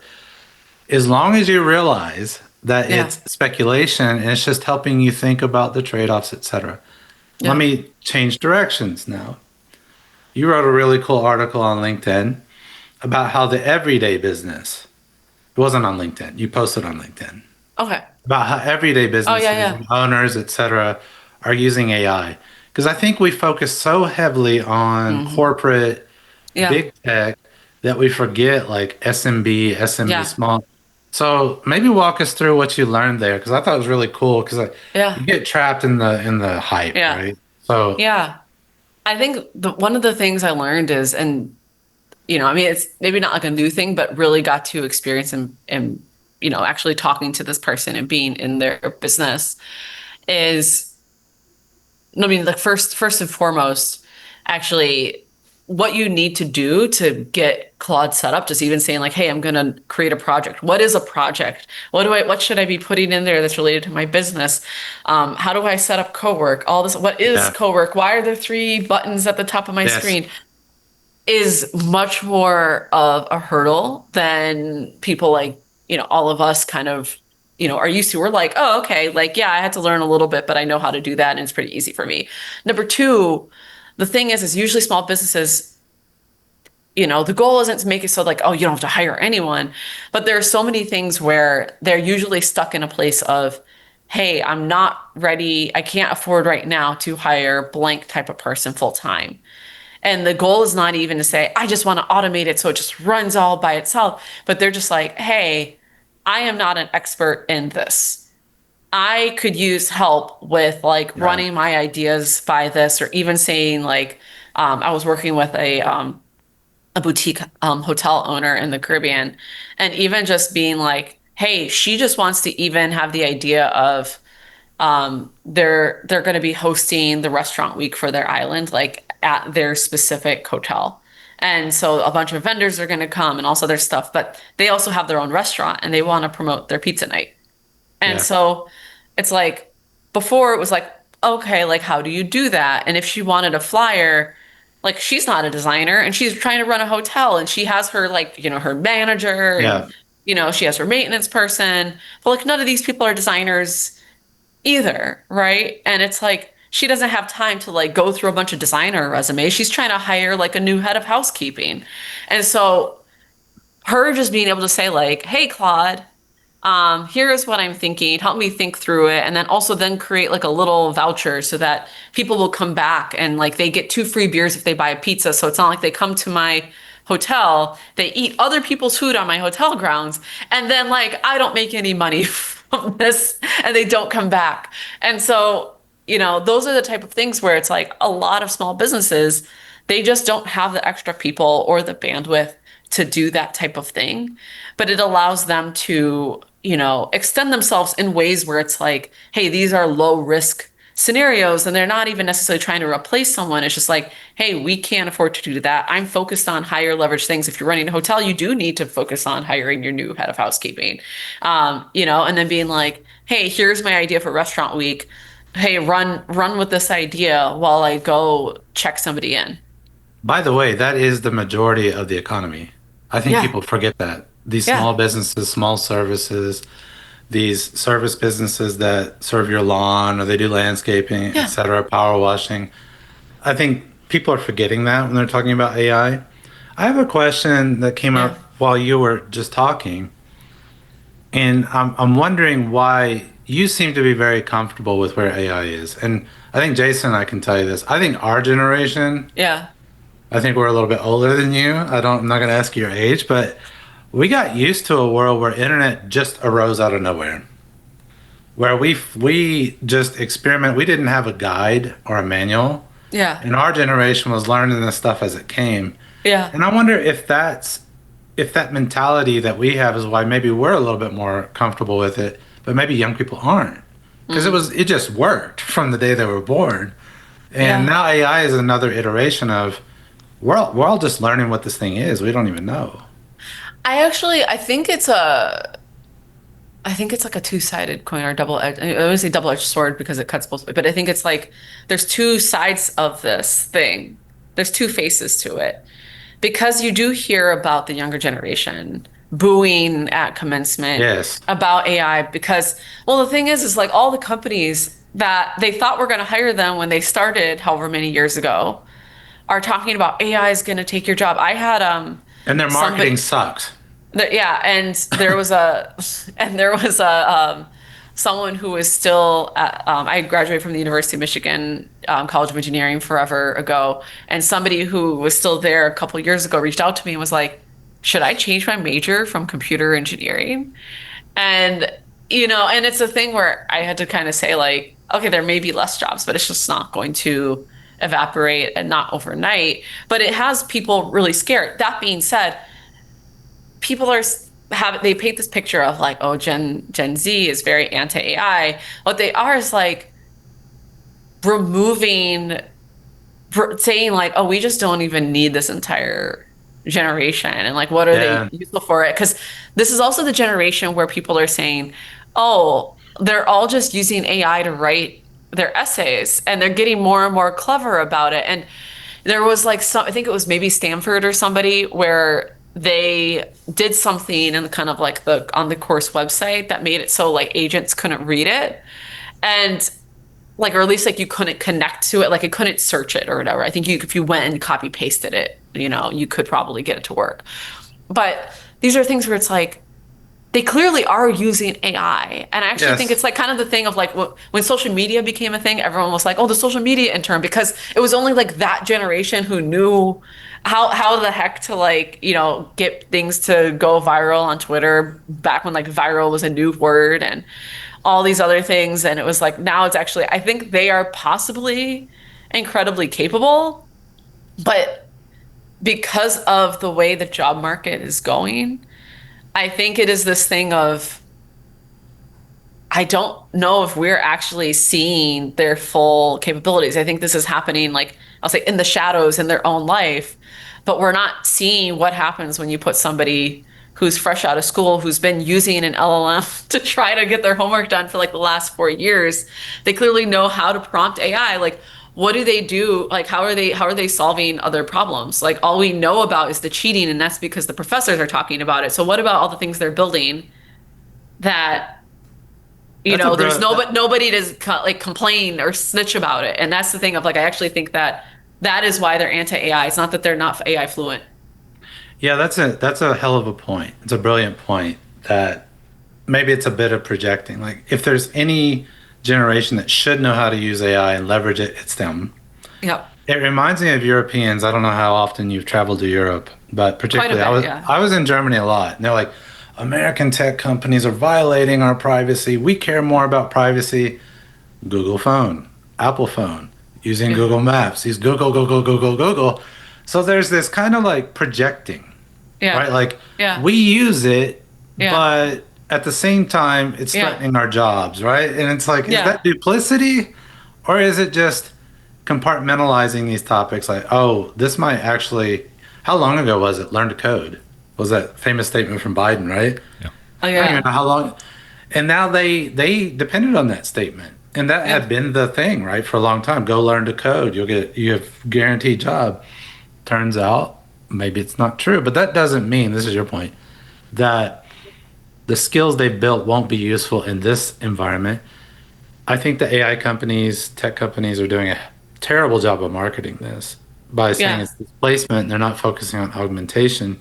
Yeah. Also, HR. I have a lot to say about HR, but let me put it like this. Yeah. It's possible that just the job descriptions are changing. The types of people you need to recruit are just different. Maybe they're more generalist. Maybe there are more people who know how to navigate the AI world, experiment, etc. And it's not just, here's your task, go do it, right? Yeah. It's back to, are we focused on tasks, or are we focused on achieving a goal? Yeah. Real quick, you coach startups. What's the biggest lesson or advice you would give anyone looking to start an AI startup at the moment? Actually, the same advice I would give any startup is, are you solving a real problem? And are you solving a real problem that, again, doesn't put you in neck and neck competition with everyone else? There was a AI video editing startup that I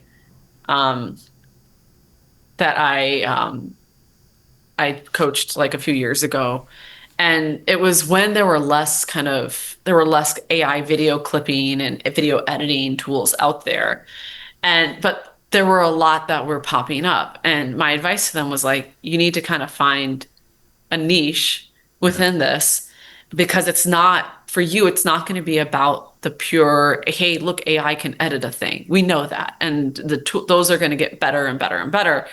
And there's tools that are for the pros, and there's tools that are for the, people that are like, I don't know what I'm doing. I just need to kind of make my video for social media look good. And I'm like, who is underserved in this market that would pay for these? And like, do they have unique use cases? And like, kind of where we landed was this idea of like, who are the marketing teams that can't afford to bring on their own video editors for the amount of video that they need to do? And back to the small, medium size market. Yeah. Yeah. And even if it's like, even if you're not going that small, there's a lot of businesses where it's like, oh, we have a marketing department, but the only time we do videos, like when we need to do a commercial. But it's like, where does that leave? Like, hey, you should be doing, a quick YouTube reel or some of these other things. And maybe it's like, hey, if you have a tool that can help you figure out how you can do this yourself and then help you with the editing, that's a different set of features than just, hey, AI can add all these different effects. It's like, hey, AI can actually help you figure out your storyboard and like what you need to capture. And like, actually funny enough that that hotel I was talking about, I talked to their social media manager, actually not even a full-time person. She actually also works with like another hotel on a nearby island. But one of the things is like, she's her main day job at that other hotel is not social media. It's like I think she's like managing catering or something else over there. And so the thing is like, while she knows a little bit about social media, there was a lot where it's like, even just using Claude and being able to say like, hey, what are the shots that you should gather, and what are the different narratives you could reuse a lot of these shots with? And like, even just saying like, great, now for each of these narratives, like, how do you assemble these shots in these ways? And what else do you do? And I'm like, for someone who doesn't want to learn how to use Claude, or wants a thing where like they go in and they have the whole visualization and it's not just like a blank little bar that they need to come into every time to produce like a Google sheet with these list of shots, like how do you build a product around that? You got to really understand the customer journey then. And that's a lot of work. Yeah. It's a lot of work. And I think that's the thing for any startup. And people think that, oh, I can just build a thing and the AI will do a thing and then Anthropic will somehow acquire me. And my thing, I'm like, if it's that easy, Anthropic will just figure out how to do it themselves. And you actually really, the reason why someone would acquire you is because you deeply understand the customer journey. The vertical. Better than Anthropic, better than Google, better than Meta, better than like anyone who's large enough to want to like have it be worthwhile to be not like just because of the logo, but just has enough money at the right now in this market that hasn't burned it all on tokens to actually acquire you. And that's really where it's like, maybe you built something so technically forward that no one else can replicate it. But this idea of you can just build something super simple. I think there was a period like maybe a couple of years ago where a few startups where they built something super simple got acquired. Rappers, but like, but those days are gone, and more of them went out of business than actually, got acquired. So the advice is get out there and live. Actually, the whole lean startup thing still applies. Get out and talk to people. Yeah. Understand their journeys, understand their problems. Yeah. And it's very hard to do that from behind a desk. It's especially hard to do that if you're querying the LLM who's just confirming everything that you already believe. Yeah. Get out into the real world. I think the hardest thing for people to learn in startups and innovation is the number one thing that kills you is nobody gives a damn about what you think they should care about. Right. Yeah. But go find the things they do care about. Exactly. Find the things that people go, oh my God, this is not just going to save me 2 hours of work, but this saves me 2 hours of work of the thing where I think this task is getting in the way of me doing, higher leverage work or the things that really matter. And, even just for like going back to, and I just keep using this as an example just because I've been using it a lot lately of the scheduling tool that I'm using of like, I really, really with all my heart hate scheduling things.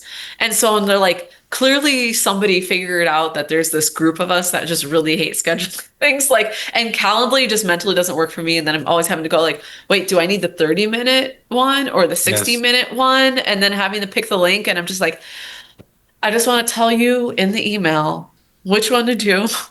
Like, figure it out. I'm like, I don't want to look at anyone's Calendly. The other day, a friend sent the Calendly to my scheduling thing, and I was like, oh, I don't think it could do that. And it actually did. It read it and then did a whole thing and booked it through the Calendly and then sent a confirmation. And I was like, this is like witchcraft to me. But find a thing where it's like people hate it enough and they have to do it frequently enough that it is like, I will pay you money because I hate something. And I'm like, for example, people hate doing taxes and like they use a little AI for it, but that happens only like once a year, right? But if you're a small business and like you're like, oh, I constantly need to I need to make my quarterly payments, all this other stuff, maybe more of a use case, but it's like how painful and how frequent is this? Because this is the problem number last. You know, like, yes, it is a problem to me, but it's problem number last. Like, why would I pay you?